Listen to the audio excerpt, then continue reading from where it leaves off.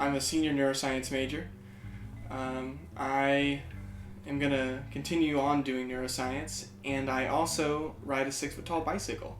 So tall bike got its name, I guess, just through sheer definition of what it is. It's a tall bike.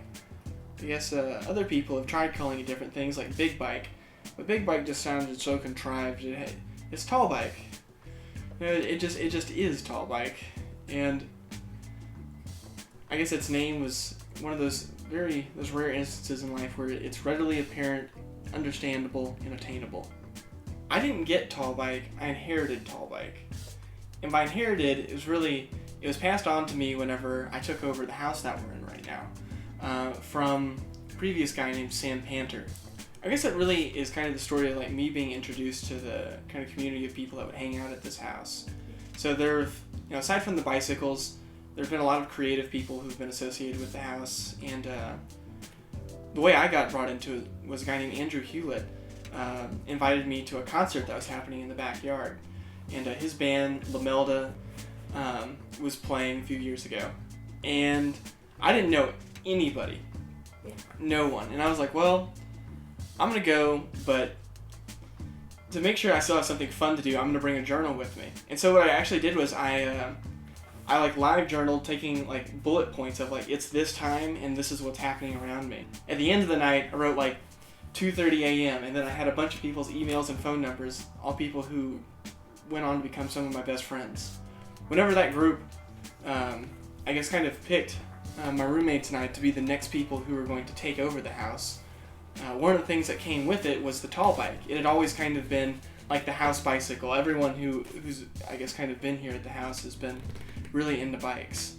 And so tall bike had always been kind of the bike that whenever we'd go on a bike ride, someone who didn't have a bike could ride it, or if you were just feeling extra special someday, maybe you had something good, you could be riding high on tall bike. And so that's how I got tall bike. I do have another bicycle that is not tall bike. It's pretty sweet. It's a custom fixed gear bicycle.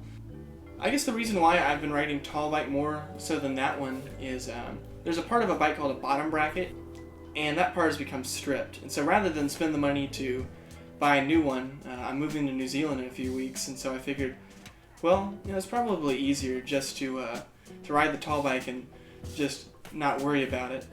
So riding tall bike definitely has a different feeling than riding my other bicycles. I mean, tall bike is kind of ironic in a certain way. It's like, it's a tall bicycle, you know what I mean? It's supposed to be kind of absurd, and it totally feels that way. But it is kind of interesting to, when you're riding around, it's like super heavy. You can't ride it no hands just because like your center of gravity is so off. Whereas like with a normal bike, it's very easy to ride it with no hands because you have a lower center of gravity. But I think the nicest part, or maybe the biggest distinction about riding tall bike is when you're riding around campus with the low-hanging trees and you actually have to duck. And that is, it's kind of a cool feeling because it just snaps you into like an existential realization. You're like, oh yeah, I'm riding around. And that's out there, and it's not something I would normally have to account for in interacting with my environment.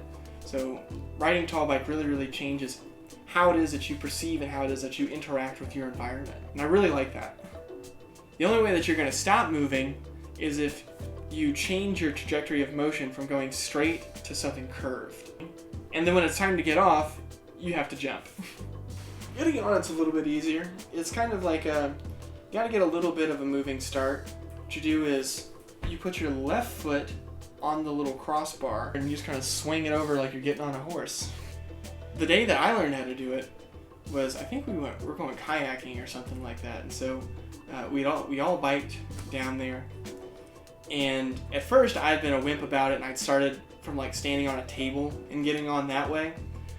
And then we had to get off to go underneath this bridge. Now we're on the sidewalk, and they're like, well, Tom, we're about to get on our bikes and you have to get on tall bike. And so here I am basically on this narrow strip of concrete. On either side of me is water.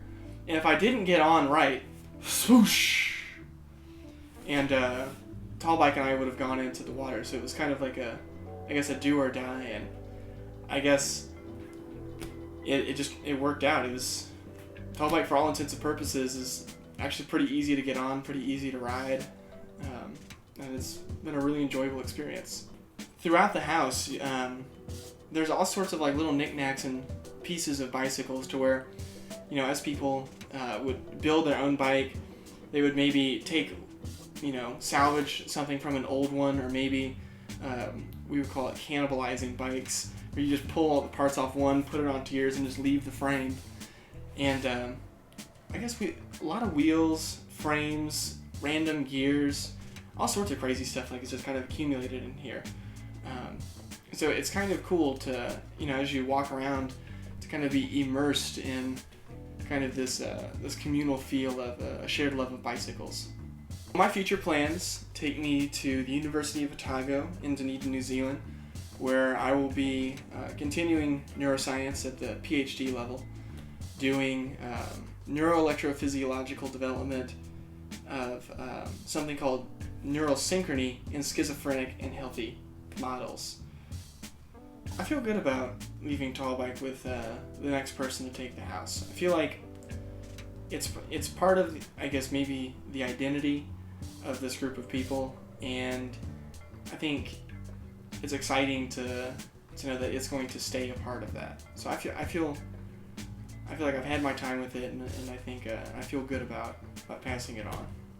If I had one piece of advice for the next rider of Tallbike, it would be pay attention and plan. Because when you're up there and you have no brakes, you really, really have to be able to understand not only how are you moving, but how is everything else around you moving. And if you're not able to pay attention to both of those things and to make decisions on that in real time, the likelihood of injury is very, very high. The stuff that I learned, or the stuff that I thought about while riding it, really does seem to apply to other areas of life. And that has been very nice food for thought.